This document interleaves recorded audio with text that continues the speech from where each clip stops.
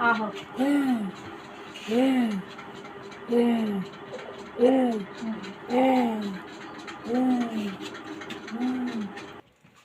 अस्सलाम वालेकुम जी। मेरा नाम आसमा है। मेरी बच्ची है 18 साल दी, पैदाइशी माजूर है और मेरे खावंद का एक छोटा सारा चाह वाला होटल है जी। रमज़ान की वजह तो करके साडा होटल भी बंद हो गया है और मैं बहुत ज़्यादा परेशान हाँ। मैं अपनी बच्ची का खर्चा पहले भी बड़ी मुश्किल नाल अफोर्ड करदी रही हाँ, हुण तो बिल्कुल ही कोई नहीं है खर्चा मेरे कोल इसदा।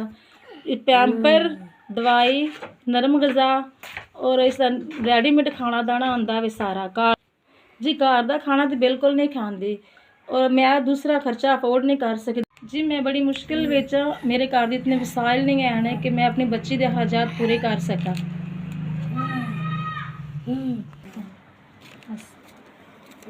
जी। बड़ी बड़ी मेहरबानी तुहाडा भेजिया 10,000 रुपया मैंने मिल गया और उन्हें पैसों की वजह तो करके मेरी परेशानी सारी ख़त्म हो गई। मैं बहुत ज़्यादा परेशान सा, कारोबार भी बंद हो गया रोज़ियां की वजह तो करके और उन्हें पैसों नाल मैं अपनी बच्ची दे पैंपर, दलिया, खाना दाना, दवाई वगैरह लिया सकांगी और मेरा रमज़ान आसानी नाल गुजर जाएगा जी। मेरी 18 साल की बच्ची है और इसके अखराजात मैं बहुत ज़्यादा परेशान सा जी। मेरी 18 साल की माजूर बच्ची है और इसके अखराजात मैं बहुत ज़्यादा ही परेशान सा।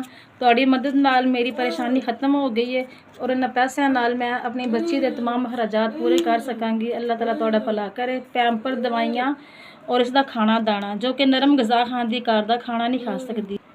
अल्लाह तुहाडा भला करे, अल्लाह तुहाडे बच्चों की जिंदगी करे, अल्लाह ताला तुहाडी जिंदगी करे और अल्लाह ताला कभी भी तुहानू किसी चीज़ की थोड़ ना दे। हमेशा शाद रहो, आबाद रहो और सत्ता नस्लों तक हमेशा खुश रहो और आबाद रहो।